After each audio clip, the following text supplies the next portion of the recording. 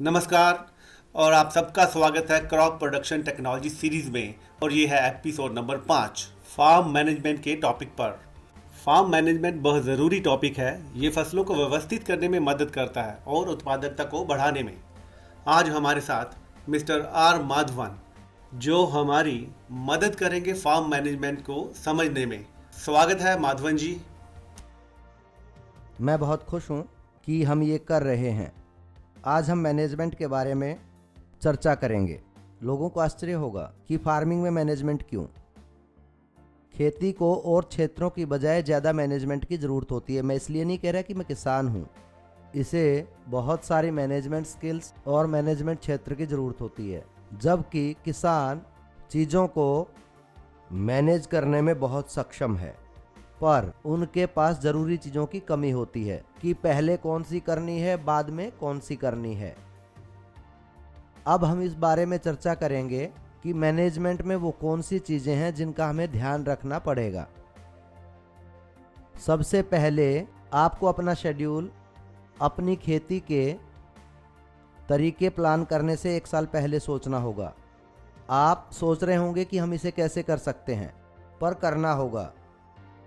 देखिए, बारिश हो सकती है, धूप हो सकती है या कुछ और हो सकता है, पर हमें अपनी ड्यूटी पूरी करनी होगी, जो है प्लानिंग करना और बढ़िया की उम्मीद करना। मैं इसे होमवर्क कहूँगा। हमें इसे करना होगा बेस्ट। कुछ भी हो हम सामना करेंगे, क्योंकि हम अनिश्चितताओं को नहीं जानते और हम किसान होते हुए अनिश्चितताओं के साथ खेल रहे हैं। तो हैरान ना हो, हम हमेशा से प्रकृति पर निर्भर हैं। हम हमेशा से मजदूरों से संबंधित समस्याओं पर निर्भर हैं। हम हमेशा मजदूरों पर निर्भर रहते हैं। तो ये सब मुद्दे हैं जो ये सब समस्याएं पैदा करेंगे और हम सब ये जानते हैं।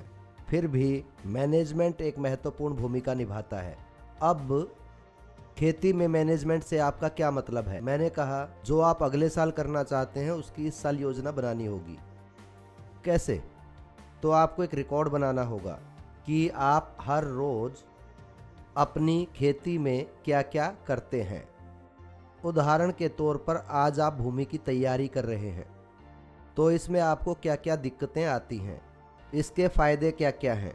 अपनी भाषा में अपने आसान तरीके से लिख लें। मैं ये नहीं कह रहा कि आप किताब लिखें, बस ये एक मार्गदर्शक की तरह हमारे लिए काम करेगा। अब एक उदाहरण के तौर पर आपने एक वैरायटी बनाई है। मान लीजिए आपने भुट्टे की कोई किस्म बनाई है। आप उसे उगाने की कोशिश करते हैं। अब ताकि आपको समझ आए, उसके लिए आपको उसके प्रदर्शन का रिकॉर्ड रखना होगा। जैसे जर्मिनेशन की परसेंटेज क्या होगी। मैंने 100 बीज उगाए, उनमें से कितने बीज उगे। हम इंसान हैं, हम इसे भूल सकते हैं अगले साल तक, ये आम बात है। अगर आप इसे रिकॉर्ड करेंगे वैरायटी के साथ, तो आपके पास एक रिकॉर्ड होगा जिससे आपको पता चलेगा कि आपने इतने बीज उगाए और इतने उगे, और मुझे हर 100 बीज पर इतने पौधे मिले। और आप अलग अलग ट्रायल भी ले सकते हैं और देख सकते हैं अच्छा कौन सा है, और उसकी अगले साल बिजाई कर सकते हैं। ये था एक फसल का चुनाव। अब बेचने की क्षमता। बेचने की क्षमता भी बहुत ही महत्वपूर्ण हिस्सा है मैनेजमेंट क्षेत्र का। बेचने का तरीका क्या था? पिछले साल जब आपने फसल उगाई, अपनी फसल बेचकर उससे प्रॉफिट कमाने के लिए आपको कितनी मेहनत करनी पड़ी, और आप केवल इसे मंडी में बेचने के लिए इसे ऐसे ही डाल रहे थे। आपकी समस्याएं क्या थी? अगर आप इस पर एक नोट बनाएं तो इस पर वापस आएं। अब ये समस्या है चुनाव, बेचने की और फसल के प्रदर्शन की। हमेशा अपने खेत की रिपोर्ट लिख लें। मैं कैसे लिखता हूँ? मैं एक डायरी में लिखता हूँ। एक सिंपल डायरी लें। 1 दिन की कार्यकारिणी के लिए 1 ही पेज प्रयोग करें। अगर उस दिन आप कोई कार्य नहीं कर रहे तो उस पेज को खाली छोड़ दें। वो डायरी, देखिए मेरे पास पिछले 33 साल से डायरी है, जितना भी मैंने खेत में काम किया है सबका। तो वहाँ मैं लिखूँगा आज मैंने कुछ भी नहीं किया, कोई दिक्कत नहीं, इसके लिए आपको कोई गिरफ्तार नहीं करेगा। पर फिर भी आप लिख सकते हैं कि आज बारिश हुई, भारी बारिश, हल्की बारिश, औसत बारिश। अगले स्तर पर जाकर मैं क्या करता हूँ? बारिश को रिकॉर्ड कर लेता हूँ। मैनेजमेंट में बहुत ही सरल और सस्ते टूल्स उपलब्ध हैं। केवल और केवल 200 रुपये में, 100 रुपये में आप माप कर डायरी में लिख सकते हैं। अब ये आपकी मदद कैसे करेगा? आपके सिंचाई के शेड्यूल को मापने में। मान लीजिए मुझे 2 इंच की बारिश मिली। 2 इंच की बारिश पिछले एपिसोड में भी रेन वाटर हार्वेस्टिंग में चर्चा की थी, सीजल वाले एपिसोड में। 24 घंटे में अगर 1 इंच बारिश मिले तो आप 1 एकड़ में कई लीटर पानी बचा लेते हैं। अब आपको पता है नीचे कितना पानी जा चुका है, सिंचाई करनी है, ये आप डिसाइड करेंगे। तो डेटा रिकॉर्ड करना आपकी मदद करेगा आपकी कार्य प्रणाली को फायदेमंद बनाने में। हमने इस पर चर्चा की एग्रीगेशन में ये कैसे ज़रूरी है। सिंचाई की योजना ज़रूरत के हिसाब से, ना कि कैलेंडर के हिसाब से। ज़्यादातर किसान दुर्भाग्यवश इस संडे को मैंने सिंचाई की थी तो इस संडे को करनी चाहिए। नहीं, आप खाते हो जब आपको भूख लगी हो, ना कि आपको हर 3 घंटे खाना ही है। अगर आपको भूख लगी है तो खाओ, वरना मत खाओ। बिना भूख खाने से क्या होता है ये आप अच्छे से जानते हैं। फसल के साथ भी बिल्कुल यही होता है। तो हम एक जैसे हैं। तो अब अगली ज़रूरी चीज़, क्रॉप रोटेशन। क्रॉप रोटेशन क्या है? क्रॉप रोटेशन एक सिस्टम है जिसमें एक से ज़्यादा फसल एक के बाद एक उगाई जाती है। उदाहरण के लिए मैंने गेहूं उगाया, अब एक ही धरती में बार बार गेहूं मत उगाएं। क्रॉप रोटेशन के बहुत सारे फायदे हैं अगर वैज्ञानिक तरीके से प्रयोग करें। अब उससे आपका क्या मतलब है? आप जानते हैं हमें किस चीज़ की ज़रूरत है? पौष्टिक खाने की, सालाना कम खर्चे पर, है ना? तो आप कैसे करेंगे? अनाज की फसल उगानी होगी। अनाज क्या है? गेहूं, धान, मक्का, बाजरा, ये सब अनाज के अंदर आता है। अनाज की फसल, ठीक। तो आपने उपयुक्त अनाज बना लिया है। अब आपको प्रोटीन चाहिए। ज़्यादातर भारतीय शाकाहारी ही होते हैं, हम उनके बारे में बात करेंगे। तो हम उनको प्रोटीन कैसे दें? ज़रूर दूध से बने पदार्थ हैं, लेकिन आप किसान होकर इस पर कैसे काम करें? दालें अहम भूमिका निभाती हैं। अब क्रॉप रोटेशन में योजना बनानी होगी कि दाल कब उगानी है। ये जगह, क्षेत्र और मौसम के लिए अलग होता है, पर हमारे शेड्यूल में सोचना होगा कि साल में एक फसल दाल की उगाई जाए। तो अगला है सब्जियां। यहाँ से आप पैसा कमाते हैं और सारे मिनरल्स आपकी सब्जियों से आते हैं। उस विंडो का अब आपको हिसाब करना होगा। अब इन तीनों को क्रॉप रोटेशन कहते हैं। पहले हम इकोनॉमिक्स पर बात कर लेते हैं, फिर हम विज्ञान पर लौटेंगे। इकोनॉमिकली क्या? अनाज की फसल उगाने में बारिश का प्रयोग कर रहे हैं और जो पानी बचाया है वो आप दूसरी फसल को दे सकते हैं। सिंचाई की तरफ ज़्यादा ध्यान ना देते हुए आपने हर विषय दोहरा लिया है जिसकी हमने पिछले कुछ एपिसोड्स में चर्चा की है। पिछले वीडियो देखकर एक बार फिर सुन लें, आप समझ जाएंगे। दूसरी फसल के लिए आप सब्जियों के साथ जा सकते हैं। सब्जियां बहुत कम पानी और एग्रोनॉमिकल कंडीशंस जो हमारे लिए सही हों। भारत में हमारे पास मौसम का बहुत ही अच्छा फायदा है। फिर इसे जाने, अच्छी तरह से जाने, उसके बाद उस पर विचार करें। केवल भारत ये कर सकता है, कोई दूसरा देश ये फायदा नहीं उठा सकता। ये बिल्कुल मुफ्त है, बिल्कुल मुफ्त। कोई ये नहीं कहेगा कि सूर्य के प्रयोग के लिए 5 रुपए दो। ये बिल्कुल आपके लिए फ्री है, कुछ नहीं, बिल्कुल फ्री। ये हमेशा आपके लिए है, कभी भी प्रयोग करें। और दूसरे देश सूरज के लिए रो रहे हैं, उन्हें लाइट लगानी होगी, गर्मी देनी होगी। भगवान का शुक्र, हमें ऐसी कोई प्रॉब्लम नहीं।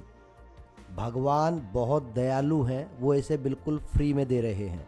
रोशनी और गर्मी किसी भी फसल के लिए बहुत ज़रूरी हैं, बहुत ज़रूरी, जिसको आप सस्ते में नहीं पा सकते और हमें मुफ्त में मिल रही है। सोचो आप मैनेज कर पाओ सूरज और गर्मी को। और उसे मिट्टी के पोषक तत्वों में डाल पाएं, आप कमाल कर सकते हैं। दूसरी फसल सब्जी के रूप में जो भी सब्जी आपके क्षेत्र में है जिसे आप बेचने की क्षमता रखते हैं। कृपया ध्यान रखें एक और बात, लोग मुझे कहते थे सर ब्रोकली चेन्नई में नहीं उगेगी। देखिए मैं साउथ इंडिया के हिस्से में रहता हूँ जी, तमिलनाडु में ब्रोकली वहाँ नहीं उगाई जाती कहते हैं। आप मेरी फसल देख सकते हैं जो मेरे खेत में उगी है। स्क्रीन पर फोटो दिखाई गई है, ब्रोकली और पत्ता गोभी। एक काम जो मैं करता हूँ, मैं इसे एक खिड़की पर रख देता हूँ। हमारा मौसम चक्र बहुत अच्छा है, आपको केवल उसे पढ़ना होगा। ज़्यादातर फसलें 100 या 120 दिन की होती हैं जो भी आप उगाते हैं। हमारे पास सुंदर विंडो है। कुछ फसलों को गर्मी पसंद है और कुछ फसलों को कम गर्मी चाहिए होती है, उसके लिए कमरा है। गर्मी के लिए कमरा है। और कुछ फसलों को बारिश पसंद है। हमारे पास तीनों ही हैं। सभी तीनों मौसम हमारे लिए उपलब्ध हैं। अपनी फसल पर आधारित धान, तो अब मैं क्या करता हूँ, हमें मिलता है नॉर्थ ईस्ट का मानसून, भारी बारिश, वो भी बहुत भारी लगातार। ये सब चीज़ें, धान इनसे प्यार करता है। मैं वहाँ धान उगाता हूँ। अब चिंता की कोई बात नहीं क्योंकि धान की सिंचाई होती है, वहाँ बारिश है। धान को पानी में खड़ा होना बहुत पसंद है। ये सब साफ है। मैं प्रकृति की ओर बढ़ता हूँ। वो पल जब मौसम बारिश से सर्दी की तरफ जाता है, वो सूखा होता है, उसी समय ठंडा, मैं वहाँ सब्जियाँ बो देता हूँ क्योंकि वो मौसम सब्जियों का प्यारा होता है। बारिश नहीं, उसी समय पर सूरज भी। हम सब जानते हैं, हम इसे नज़रअंदाज कर देते हैं। सब कहते हैं उत्तरायणा दक्षिणायना दो, इसका मतलब आप सब जानते हैं। सूरज का संक्रमण जो कि 15 जुलाई से 14 जनवरी तक होती है, तो ये शिफ्ट सबसे ज़्यादा और कम लाइट आवर्स देती है। तो आप चुने कि सबसे ज़्यादा लाइट आवर्स पसंद है, तो उसी समय हम थोड़ा सूरज से दूर होते हैं, तो ये ज़्यादा तीव्र नहीं होता। कटाई कर सकते हैं और कोई सब्जी की फसल उगा सकते हैं। मैंने कहा दालें, वो बहुत कम समय की होती हैं और उन्हें थोड़ा ज़्यादा सूरज चाहिए और उनको पानी की ज़रूरत कम है। इसे अपने शेड्यूल के अंत में डालें, गर्मियों की ओर, मतलब कि जब आप गर्मी के पास पहुँचें तो आप दाल उगा पाएँ। दाल, मैं अब इस पर आऊँगा कि मैनेजमेंट में 3 रोटेशन क्यों। अगर आप मोनोक्रॉपिंग करेंगे, मतलब गेहूं गेहूं गेहूं, चावल चावल चावल, गन्ना गन्ना गन्ना, आप कीटों को बुला रहे हैं वहाँ रहने के लिए। और खनन भी किसी एक पोषक तत्व के लिए खोदा जाता है क्योंकि आप धान या गेहूं डाल रहे हैं। और अगर आप क्रॉप रोटेशन करते हैं तो अलग अलग फसल अलग अलग पोषक तत्व मांगेंगी। इसका मतलब मिट्टी एक समान रूप से पोषक तत्वों को ग्रहण कर पाएगी। खनन भी समानता में। दालें, उनका एक अच्छा फायदा है नाइट्रोजन फिक्स करने का हवा से जड़ों में, मतलब ये आपके लिए एक फायदा है। वातावरण में नाइट्रोजन फ्री में मिलती है। दलहन फसलों को उगाकर तीसरी फसल के रूप में अपनी मिट्टी में नाइट्रोजन फिक्स कर रहे हैं, मतलब एक महत्वपूर्ण पोषक तत्व मुफ्त उपलब्ध है अगर आप मैनेज कर हवा से मिट्टी में डाल पाएं। और ऐसा दाल की फसल करती है और हम सब दाल खाते हैं। भारत में ज़्यादातर लोग दाल खाते हैं। किसी भी खेत में, चाहे आप सांभर बनाएं, दाल बनाएं या फिर उसे छोंकें, लेने के बारे में छोड़े पर हम इसे खाते हैं। दाल हमारे खाने का हिस्सा है। लगभग हर रोज़ 2 बार हम किसी ना किसी तरीके से इसे लेते हैं, चाहे इडली बनाएं या कुछ और। तो कैसे भी दाल लेते हैं। तो अब दाल हमें प्रोटीन देती है और मिट्टी की सेहत का ख्याल रखती है। अब मैनेजमेंट पार्ट पर महत्वपूर्ण बात यह है कि हम 3 फसलें केवल भारत में ही उगा सकते हैं। तो हम इसका फ़ायदा क्यों नहीं उठाते? इसके लिए हमें केवल मैनेजमेंट का ध्यान रखना होगा। फसल के दौरान नहीं, ये इसके बारे में है। General, agronomical, economics, crop rotation का महत्व, इन चीज़ों को याद रखने के लिए। अगली चीज़ जिस पर मैं बात करूंगा वो है मैनेजमेंट फसल चक्र के दौरान। ये बहुत ही ज़रूरी है। जब फसल उगती है बच्चे की तरह होती है, बच्चे की तरह ख्याल रखना होता है। इसके 3 विंडो होते हैं इंसानों की तरह।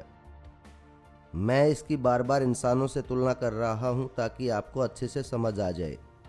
हमारा बचपन होता है, जवानी होती है, रिप्रोडक्शन होती है और बुढ़ापा। मतलब आप एक बच्चे हैं जो स्कूल जा रहा है, खेल कूद कर बड़ा हो रहा है। आप केवल खेल कूद नहीं कर रहे, बढ़ भी रहे हैं। मतलब आपकी ग्रोथ बचपन में होती है, कुछ सालों बाद आप नहीं बढ़ते हैं, बस इतना। उस बढ़ने के समय पर मैनेजमेंट एक अहम भूमिका निभाती है। जैसे आपकी माँ आपका ख्याल रखती है, क्या आपने ठीक से खाया, क्या आप सब अच्छे से कर रहे हैं, क्या आप बढ़ रहे हैं। आपने वास्तव में देखा होगा, अपने बचपन के बारे में आप अपनी माँ से पूछ सकते हैं कि आपकी माँ हर महीने आपका वजन करती थी, आपको अस्पताल ले जाती थी वजन मापने के लिए हर महीने जब आप बढ़ रहे थे। ऐसा क्यों? सभी पोषक तत्व आपके अंदर पोषण पहुंचा रहे थे कि नहीं आपके सिस्टम में। फसल उगाते हुए आपको ये सब ध्यान रखना होगा वेजिटेटिव फेज के दौरान। अब हम इसे बचपन कहते हैं, जो कि वहाँ वेजिटेटिव है। इस अवस्था में आपको उन्हें कीट मुक्त रखना बहुत ज़रूरी है। इन सब के पीछे की सोच धरती के पर यूनिट एरिया में फसल के प्रदर्शन को बढ़ाना है। ये बहुत आसान है। धरती के पर यूनिट एरिया में फसल के प्रदर्शन को बढ़ाना। जैसे कि मेरे पास 1 एकड़ धरती है, मैंने उस 1 एकड़ धरती का इस्तेमाल किया है अपनी फसल को ज़्यादा से ज़्यादा बढ़ाने में। इसका मतलब क्या? ये सब स्टेप आपकी फसल उत्पादकता को बढ़ाने के लिए होने चाहिए। उत्पादकता आपकी चाबी है। देखिए, फसल एक सही वातावरण में वह खुद को काबू कर सकती है। बात यह है, आप उतना दें जितने की ज़रूरत है। और आप मैनेजमेंट स्किल्स के बारे में जानना होगा। हम बात कर रहे थे फसल उगते समय, मैंने कहा था वेजिटेटिव के दौरान ये कीट और खरपतवार मुक्त होने चाहिए। इरिगेशन पर ध्यान दें, सिंचाई का बहुत ही ध्यान रखना होगा शुरुआती समय में। वेजिटेटिव स्टेज के दौरान हमारी तरह जब हम बच्चे होते हैं तो हमें भागना होता है, कूदना होता है, खेलना होता है। ये बहुत ही ज़रूरी चीज़ें हैं, नहीं तो आप इंसान नहीं हैं। एक बच्चे के नाते आपको खेलना, कूदना, रोना ये सब करना होगा। शरारत भी करेंगे ताकि आपकी मम्मी आपके पीछे घूमती रहे। ये आपकी ग्रोथ का एक हिस्सा है। अगर आपकी ग्रोथ सेहतमंद रहेगी, जब आप बढ़ते हैं, वयस्क बनते हैं, अडल्ट, प्रजनन के दौरान आपका दिमाग और अच्छे से काम करता है। ऐसे ही सभी चीज़ें दी जाती हैं फसलों के लिए, पोषक दिया जाता है तो फसल प्रजनन के लिए खड़ी रहती है। प्रोडक्शन क्या है? मतलब कि उत्पादन के लिए वे तैयार हैं। जैसे अनाज, फल, कुछ भी वो हमें वापस करते हैं। अगर इस दौरान अच्छे से मैनेज नहीं किया गया तो कुछ नहीं होगा, बिल्कुल ज़ीरो। कटाई के समय आप कुछ भी मैनेज नहीं कर सकते, कुछ भी नहीं। तो आपको मैनेजमेंट करनी होगी बिल्कुल शुरुआत में। हमने बहुत सारे एपिसोड्स में बात की है, इसीलिए मैंने कहा था 60% भूमि की तैयारी में जाना चाहिए। पिछले एपिसोड में मैंने इसके बारे में बात की थी। मैंने कहा था हमें सबसे ज़्यादा ध्यान देना होगा भूमि की तैयारी पर। क्यों? ताकि हम अपने फ़ायदे बढ़ा सकें। देखिए, फसल का उत्पादन पर यूनिट एरिया, हमारी रिसर्च और विज्ञान में बढ़ोतरी, खेती में पौधों की प्रजातियों के बारे में पता चला है। हमारे पास हैं बहुत सारी वैरायटियाँ जिन्हें हम कहते हैं जेनेटिक्स, पर जिनके पास जेनेटिक क्षमता है, पर अब आप उस बीज से जेनेटिक क्षमता कैसे ले सकते हैं, है ना। और मैनेजमेंट, नर्सरिंग क्या है? मैनेजमेंट। आप इसे कैसे मैनेज करते हैं कि बीज आपको अच्छा फल दे। एक अनाज को मुझे क्या देना चाहिए? 1000 अनाज। मैं कैसे करूं? इसको लेने के लिए क्या करूं? तो मैनेजमेंट स्किल्स शुरुआत से ही हमारे पास आती हैं।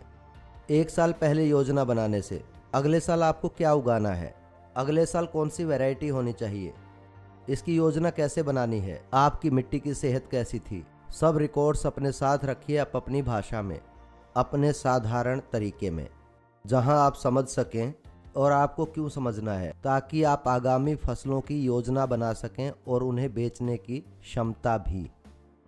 मैनेजमेंट में आपको इन बातों का भी ध्यान रखना है। जी हाँ, मैं कीट मैनेजमेंट के बारे में बोल रहा हूँ, पर अपनी धरती को अनड्यू प्रिस्टेशन प्लोरीफेशन से बचाएं। अब ये क्या है? एंड पेस्ट इन्फेस्टेशन, ये कुछ अजीब शब्द हैं और कुछ नहीं। एंड पेस्टिफिकेशन कि आप अपने खेत में किसी भी तरह की खरपतवार ना उगने दें, क्योंकि आप कीट को बुलावा देंगे कि वो वहां आकर रहे। आप देखेंगे कि बंज अच्छी तरह साफ नहीं है। फसल उगने के दौरान आप कुछ भी नहीं कर सकते। जब आप इसको उगाते हैं तो आपको अपनी एकाग्रता केवल फसल पर रखनी है। आपको किसी और चीज के बारे में सोचने का समय ही नहीं होगा। जब बच्चा घर पर होता है तो माँ के पास बिल्कुल समय नहीं होता। वो खुद के बारे में भी नहीं सोच पाती। वो इंतज़ार करती है कि बच्चा थोड़ा सा बड़ा हो और उसको आराम मिले। शुरुआत में उसको 24 घंटे उसका ख्याल रखना पड़ता है। जब बच्चा सोता है आप सोते हैं, जब बच्चा उठता है तो आप उठ जाते हैं। फसल के लिए भी उतनी ही ऊर्जा की ज़रूरत होती है। फसल भी बहुत अच्छा काम करेगी, आपको ज़्यादा उत्पादन भी देगी। इस तरीके से पर यूनिट क्षेत्र में आप अपनी उत्पादकता और बढ़ा सकते हैं।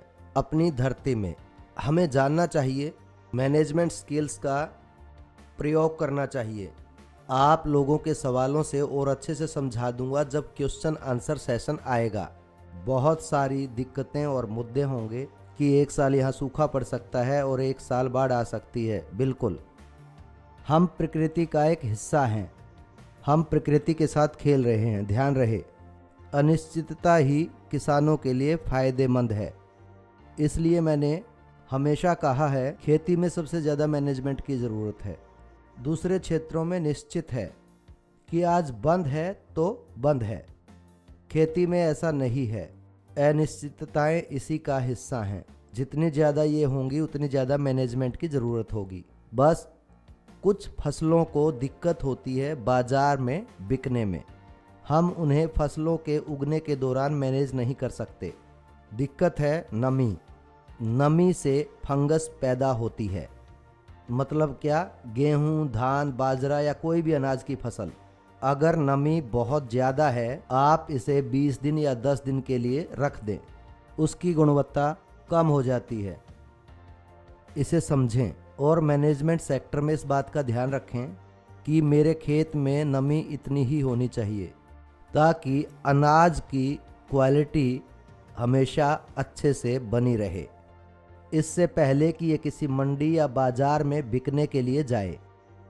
इसके लिए आपको कटाई के शेड्यूल की योजना बनानी होगी। सोचते हैं कि ज़्यादा पानी देने से जल्दी बढ़ेगा। बिल्कुल नहीं, नहीं, बिल्कुल गलत है। ज़्यादा सिंचाई से दिक्कतें बढ़ेंगी।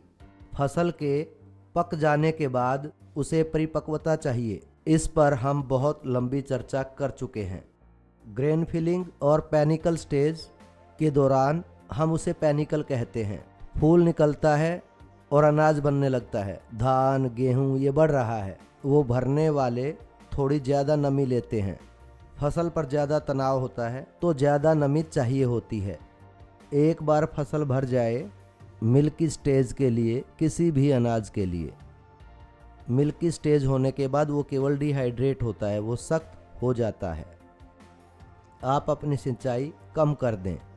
अपनी फसल की कटाई को सही मैनेज करें तो फायदे हैं कि कंबाइनर बहुत आसानी से मिल सकता है। मेरे कुछ साथी किसान इस क्षेत्र को नज़रअंदाज कर देते थे।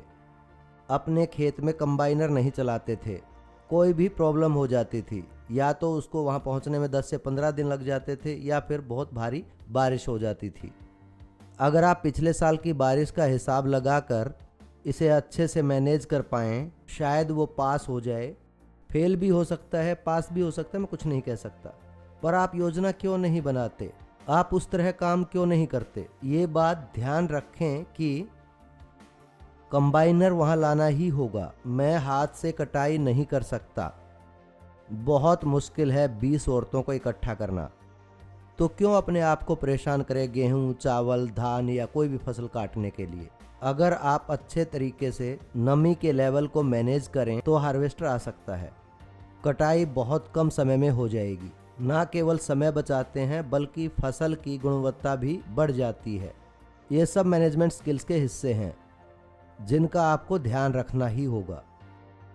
दूसरी बात, रख रखाव यहाँ आता है मैनेजमेंट के हिस्से में। हम सब उपकरणों को खरीद लेते हैं, जल्दी जल्दी ट्रैक्टर, कंबाइन ले लेते हैं, सारे उपकरण, स्प्रेयर वगैरह सब। लेकिन हर मशीन की तरह इनको भी रख रखाव चाहिए। ऐसा हम कब करते हैं? खेती के दौरान हमें छुट्टी मिलती है जब हमें फसल नहीं उगानी होती। साल में 2-3 महीने का ऑफ होता है, जगह जगह पर निर्भर करता है, पर आपके पास वो 2-2.5 महीने का शेड्यूल होना चाहिए। भारी बारिश और दूसरा है गर्मी। अब ये दो खेती के लिए बिल्कुल ठीक नहीं। इसमें आप अपनी मशीन की सर्विस कराइए, ट्रैक्टर की सर्विस कराइए, ताकि जैसे ही आप खेत में काम करने के लिए हैं आपका ट्रैक्टर एकदम तैयार हो, आपका वाटर पंप तैयार हो, आपका स्प्रेयर तैयार हो। हमारे ज़्यादातर किसानों को दिक्कत तब होती है जब वो खेत में ट्रैक्टर चलाते हैं, फिर ट्रैक्टर का कलच टूटा हुआ होता है, फिर 10 दिन आप उसके पीछे दौड़ते हैं। आपने ये 10 दिन अपने फसल के 10 दिन गंवा दिए, महत्वपूर्ण आपको दोबारा नहीं मिलेंगे। और इसे पहले कराते तो आपके कुछ हज़ार रुपये बच जाते, अब आपने 5,000 रुपये के करीब गंवा दिए हैं। 1,000 बचा रहे हैं 5,000 गंवाने के लिए, बस एक आम मैनेजमेंट स्किल की वजह से। ऐसे ही कुछ आपके स्प्रेयर काम ना करे फसलों के दौरान। जब आप फसल उगाते हैं तो आपका पूरा ध्यान फसल पर होता है, आपके पास इतना समय नहीं होता है कि आप स्प्रेयर लाएं। इसे नज़रअंदाज करना पड़ता है। आपको स्प्रेयर नज़रअंदाज करना होगा या फिर आपको कम स्प्रे करना होगा। ये सब आपकी उत्पादकता को कम करता है। पर अगर हम इन सब क्षेत्रों में मैनेज कर पाएँ, फसल चक्र के दौरान, जैसा मैंने कहा, बीज से लेकर पहले 35 दिन तक वेजिटेटिव मतलब ये बढ़ रहा है, फिर उसके बाद ध्यान देना होगा पौध पर, अनाज पे, फूल या जो हम खाने वाले हैं, फिर आती है मैच्योरिटी। इन 3 चीज़ों की मैनेजमेंट फसल चक्र के दौरान उत्पादकता बढ़ाने में मदद कर सकती है।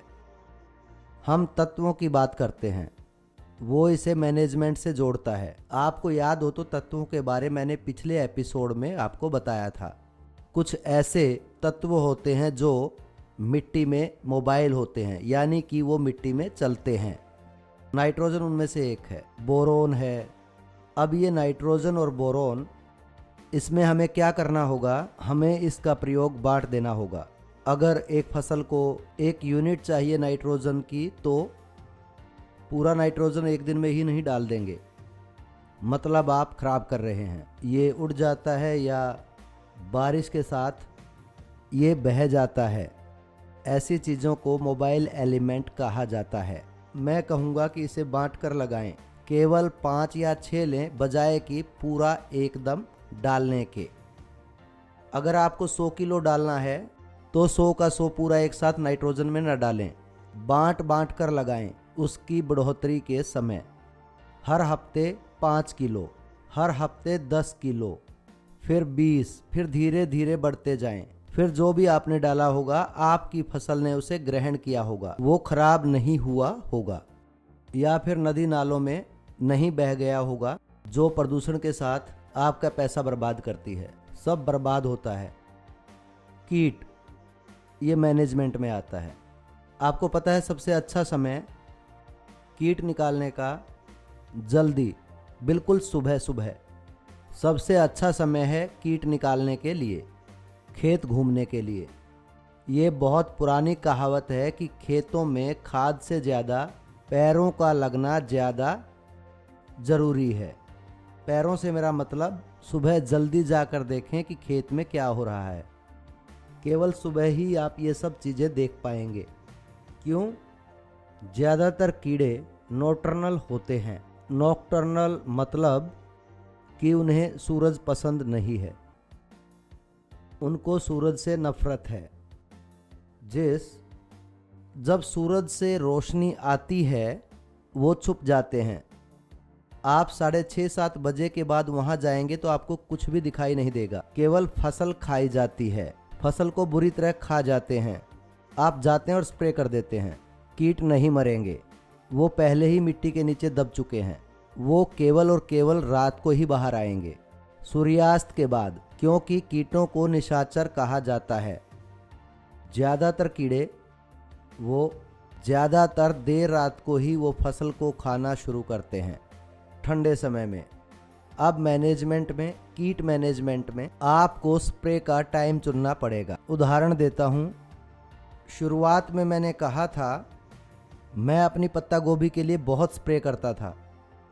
उस वक्त कीड़ों को लेकर जागरूक नहीं था कि ये कीड़े शाम को 6 बजे के बाद अपना काम शुरू करते हैं। मैं अपना काम 6 बजे के बाद बंद कर देता था, ये नहीं जानता था। मैं स्प्रे करता रहता था, उन्हें कोई फर्क नहीं पड़ता था।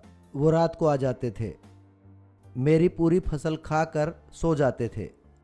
मैं सुबह आता और फिर से स्प्रे कर देता। एक बार मैंने ध्यान से आवाज़ सुनी, रात को, शाम को, वो खा रहे थे, कुछ कुछ कुछ कुछ कुछ कुछ आवाज़ आ रही थी। मैंने सोचा एक ऐसी आवाज़। मैंने टॉर्च ली तो वहाँ पर कीड़े थे। मैंने उस समय उन पर हमला किया, वो मर गए, मैं जीत गया, वो जंग हार गए। देखिए, बिल्कुल आम मैनेजमेंट है। तो बहुत बहुत धन्यवाद मेरे दोस्तों। मैं आशा करता हूँ बिना उलझाए ये आपको नेक्स्ट स्टेप तक ले जाएगा। मैंने आपको आसान से आसान तरीके से समझाने की कोशिश की। मैनेजमेंट भी एक महत्वपूर्ण स्किल है और पौधों के बढ़ते समय ये बहुत ही ज़रूरी है। बाकी सारी चीज़ें इसी से जुड़ी हुई हैं। आप सबके सवालों का जवाब देकर मैं खुश होऊंगा जब आप वापस आएंगे। जितना भी मैं जानता हूं सब आपको बताऊंगा, आपके साथ शेयर करूंगा। फिर से धन्यवाद। बहुत बहुत धन्यवाद सर। आज का यह एपिसोड बहुत ज्ञानवर्धक था, खासकर फार्म मैनेजमेंट साइट पर। सभी किसान फार्म मैनेजमेंट की स्किल्स को छोड़ देते हैं। फार्म मैनेजमेंट से मैंने क्या समझा? भूमि की तैयारी से शुरू होकर फसलों के बाजार तक जाने तक खेत की मैनेजमेंट बहुत ज़्यादा ज़रूरी है। ना केवल फसल के उत्पादन को बढ़ा देगा बल्कि बहुत ज़्यादा बढ़ा देगा। मुझे यकीन है इस वीडियो को देखने के बाद सभी किसान फार्म मैनेजमेंट स्किल का फ़ायदा उठाएंगे। धन्यवाद।